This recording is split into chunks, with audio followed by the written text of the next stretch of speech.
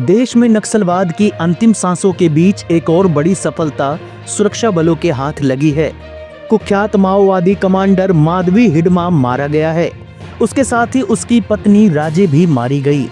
हिडमा 2 दर्जन से अधिक बड़े नक्सली हमलों का मास्टरमाइंड रह चुका था।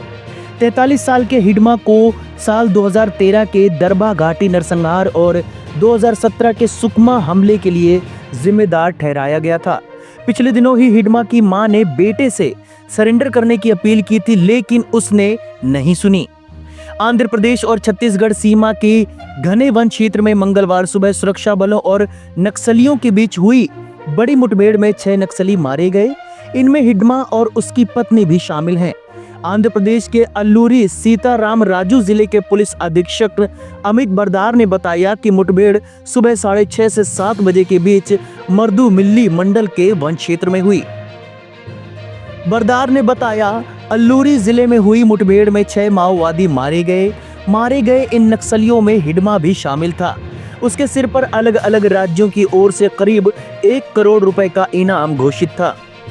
1981 में सुकमा यानी तत्कालीन मध्य प्रदेश में जन्मे Hidma people's liberation guerrilla army PLGA की एक बटालियन का कमांडर था और CPI माओवादी की सर्वोच्च निर्णयकारी संस्था सेंट्रल कमेटी का सबसे युवा सदस्य था।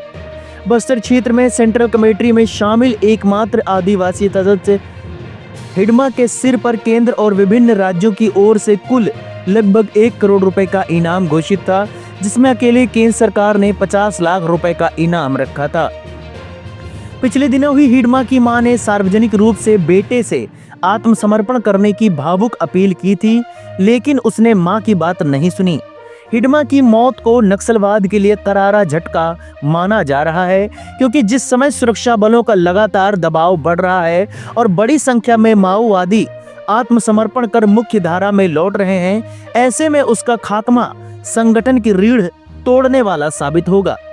गौरतलब है कि पिछले महीने ही प्रधानमंत्री नरेंद्र मोदी ने बताया था कि 24 घंटे के भीतर 300 से अधिक माओवादियों ने आत्मसमर्पण किया।